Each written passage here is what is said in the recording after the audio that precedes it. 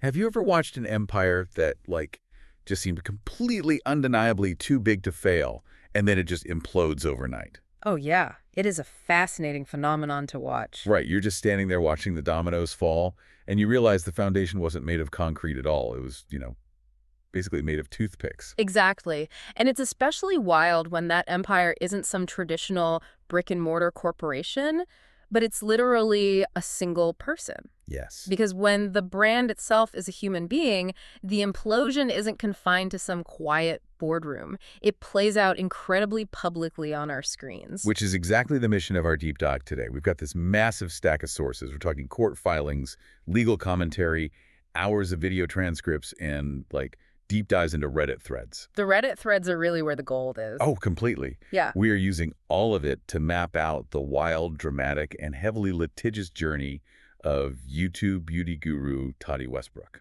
It is quite the journey. We're going to trace her arc from being the universally trusted mother of makeup with over 1.5 billion views down into these multi-million-dollar boardroom brawls, all the way to her recent super controversial launch of an AI-branded energy drink. And, if we pull back the curtain a bit here, this goes way beyond just internet drama. Definitely. It's basically a masterclass in the business machinery behind influencer culture. It reveals how parasocial relationships, that really powerful feeling that you actually know the person on your screen, are monetized, leveraged, and sometimes, well, completely fractured. Yeah, the modern influencer business model often feels a bit like, imagine if your favorite local bakery, the one you've gone to for a decade, you know the baker, you trust the ingredients, suddenly just shut down its ovens, locked the doors, and then tried to sell you a sketchy, multi-level marketing scheme out in the back alley. That is a painfully accurate analogy. Right. You'd be standing there holding your wallet just thinking, wait, what happened to the cupcakes? Like, Oh. who even are you? Exactly. The transition from providing a trusted service, like a meticulously researched makeup review, to leveraging that trust to sell a high-margin, totally unrelated product, that's precisely where the structural integrity of these businesses gets tested. So to understand how we get to the MLM pitch in the alleyway, we have to start back in the bakery. Let's unpack the golden era. The mother of makeup era. Right. Tati Westbrook started her YouTube channel back in 2010. And interestingly, the sources point out she was actually a child actress before this. Oh, really? Yeah, she had brief appearances in Unsolved Mysteries in that ABC family show, Greek. But the internet became her true stage. She built an absolute juggernaut of an empire. We're talking massive numbers here. Yeah, over 12 million combined followers and an estimated net worth hovering around $6 million. Yeah. And she did it by being the calm, reliable adult in a space that was, notoriously loud. Right. She positioned herself as the complete opposite of the hyper-energetic, chaotic vlogger. No screaming at the camera. Exactly. She posted these marathon reviews of luxury and drugstore makeup. She was thoroughly testing formulas, wear time, pigmentation. Doing the actual work. Yes. Viewers genuinely felt like they were sitting in her living room getting advice from a wealthy, knowledgeable older sister who had just done all the homework so they didn't have to. Which is such a powerful dynamic to build. But then, after years of building this unshakable trust purely on cosmetics, she pivots. The infamous pivot. She launches Halo Beauty, which is a nutraceutical vitamin supplement company. And this specific pivot to vitamins is what triggers literally the biggest YouTube drama in history. Dramageddon. Dramageddon. In May 2019, Tati posts a 43-minute video titled Bye Sister. She publicly ends her long-standing friendship with James Charles, who was, a colossal influencer at the time. Yeah. The video featured these wild personal accusations, including a now infamous quote about his behavior at her birthday dinner. But the actual catalyst, the spark that lit the powder keg, was a business dispute. It always comes down to business. Right. James Charles went to Coachella and promoted a direct rival vitamin brand, Sugar Bear Hair, instead of Halo Beauty. And the metrics of the fallout from that were just unprecedented. I mean, historic numbers. James Charles lost around 3 million subscribers in a matter of days. That was the most ever recorded in a single day at the time. Wow. And meanwhile, Tati gained 4 million subscribers almost overnight. It completely dominated international news cycles. Oh, wait, hold on. I just have to pause here. You're telling me this entire internet-breaking cultural moment, one that generated endless mega threads, celebrity commentary, and international media coverage, was ultimately just a turf war over hair vitamins. I mean, it sounds totally absurd on the surface, but it really reveals the sheer economic scale of the influencer industry. How so? Well, friendships in this upper echelon aren't just social bonds. They are highly lucrative, interwoven business alliances. Like Coachella isn't just a music festival where friends hang out. It is premium billboard space. Right, millions of eyeballs. Exactly. When an influencer of James Charles's magnitude promotes a direct competitor to Halo Beauty, to his tens of millions of followers, it is a massive transfer of market share. Ah, I see. So to Tati's business, a betrayal of that size literally equates to millions of dollars in lost potential revenue. It's like corporate espionage wrapped in a Snapchat That's story. like perfectly said. So gaining 4 million subscribers overnight sounds like a definitive victory, right? Right. She won the public battle. She did, publicly. But from an operations and business standpoint, that kind of hypergrowth is actually a nightmare. The sources show that sudden, massive influx of attention and demand strained her supply chains and basically fractured her company from the inside out. The pressure cooker of that growth leads directly to the boardroom brawl. Yes, the lawsuits. In October 2020, Tati gets hit with a massive lawsuit, and it doesn't come from a rival influencer. It comes from Clark Swanson, who was her own business partner and co-founder in Halo Beauty. Wait, her own partner sued her? Yeah. And the allegations in this lawsuit really pull back the curtain on how these businesses are structured. Swanson sued for fraud, negligence, and breach of fiduciary duty. Over what exactly? He claimed he was promised a 50% stake in all of Tati's future beauty lines.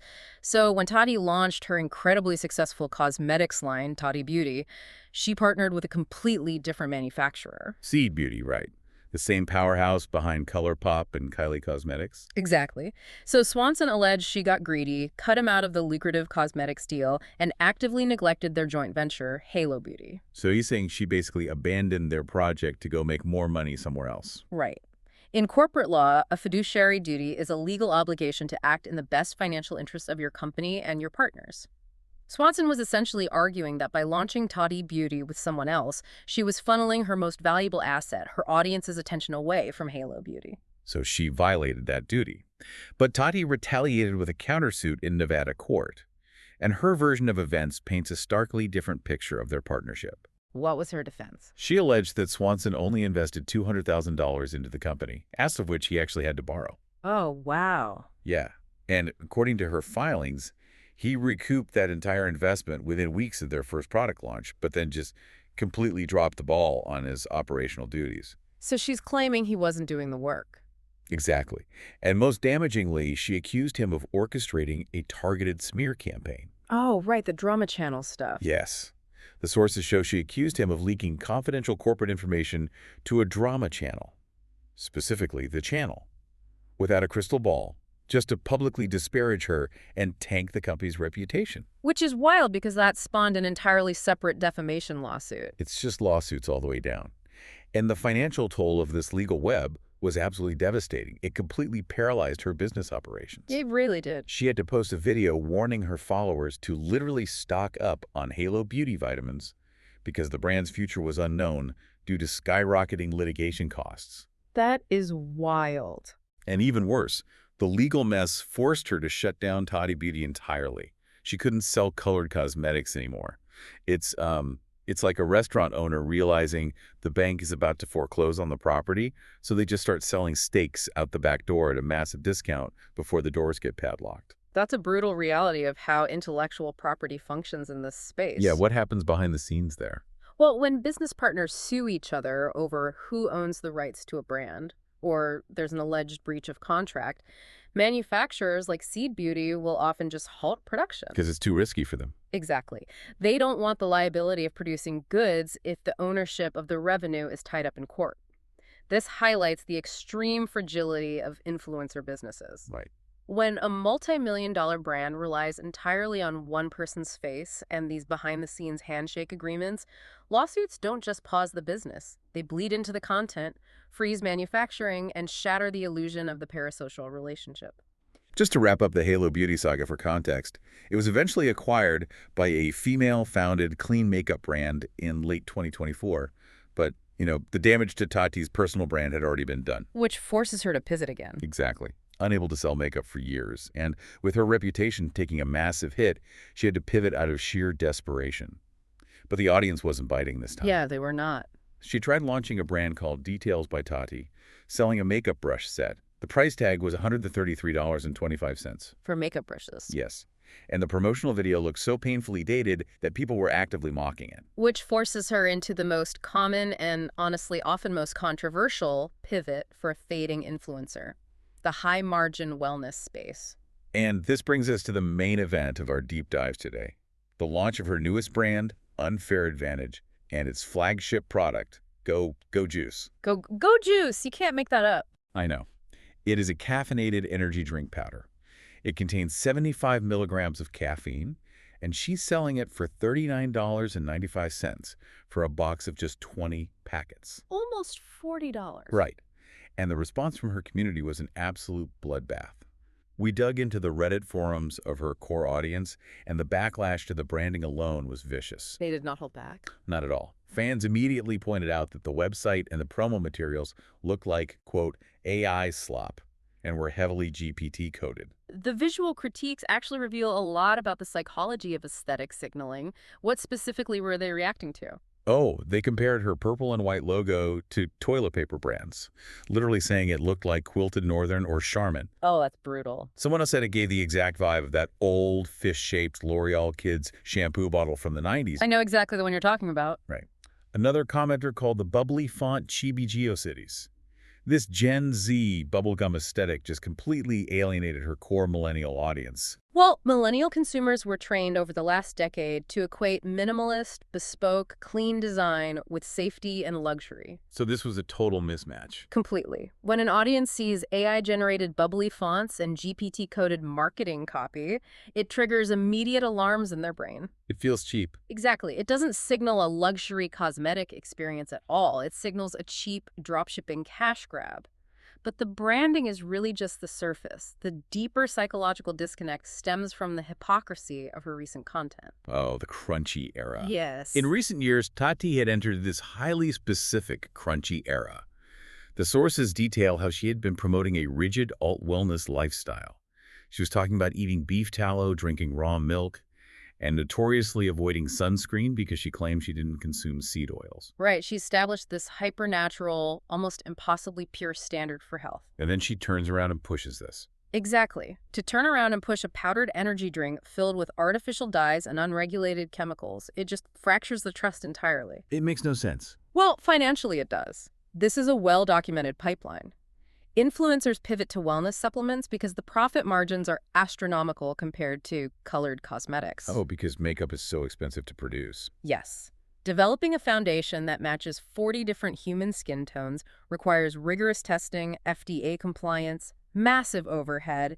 Mixing caffeine powder and flavoring is incredibly cheap and largely unregulated. But I just wonder, is she completely out of touch with her core demographic?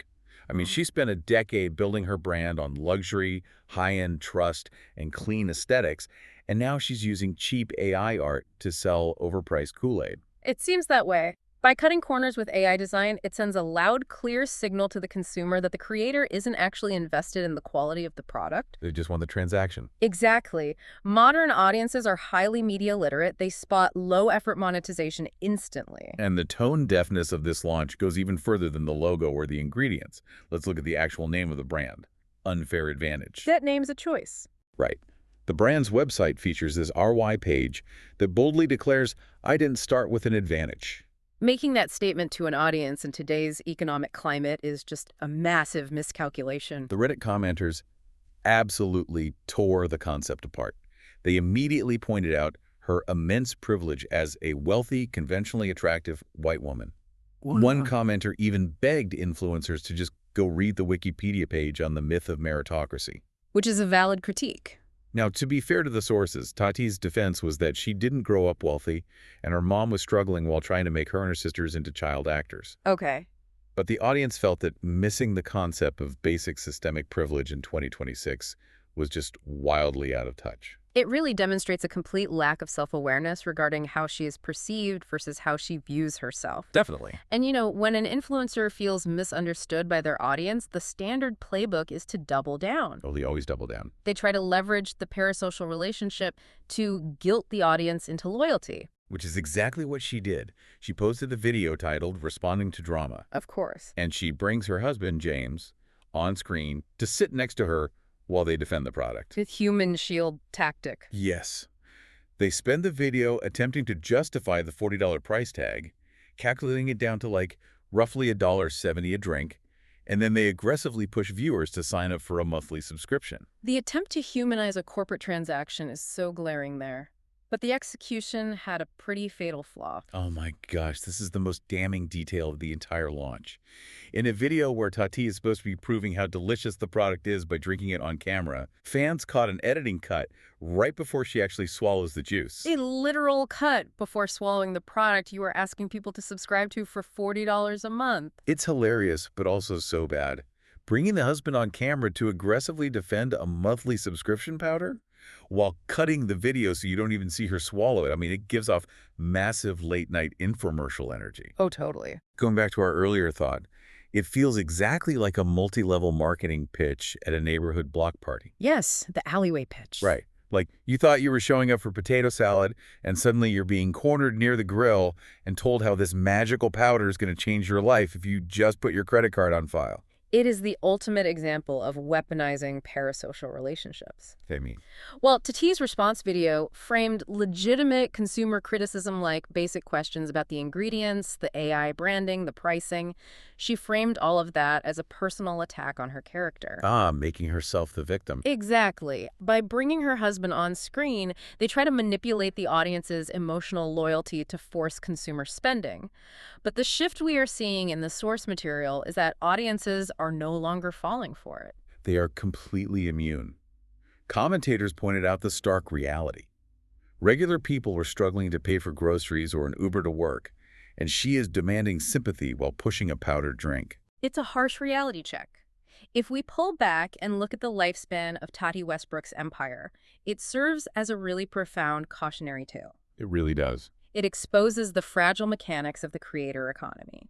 It shows exactly what happens when a business transitions from providing genuine, value-like, trusted makeup advice to becoming a corporate entity selling AI-branded energy drinks just to fund endless legal battles. Yeah, it's a reminder to all of us, to maintain a healthy dose of skepticism. Yeah. Just because you've watched someone on a screen for 10 years, just because you feel like you grew up with them, that doesn't mean you owe them a monthly subscription for powdered juice. It leaves us with something deeper to consider about this industry as a whole, really. What's that? If an influencer's entire corporate brand is inextricably linked to their personal life, their friendships, and their perceived morality, what happens to the business when their personal life becomes unlikable? That's a great point. Can a creator ever truly separate their business from their own human flaws, or are they just doomed to collapse the moment the audience sees behind the curtain? Wow. That really is the million-dollar question right there. And we want to hear from you down in the comments. Do you think an influencer can ever win back your trust after a massive rebrand or a major scandal? Or is the relationship just ruined forever? Let us know what you think. We'd love to read your thoughts. Absolutely. And if you enjoyed this deep dive, make sure to like this video, leave a comment, and hit that subscribe button so you never miss a deep dive with us. Because at the end of the day, if the local bakery shuts down its ovens to sell you an MLM scheme in the alley, you are probably better off just baking your own cupcakes. Thanks for joining us.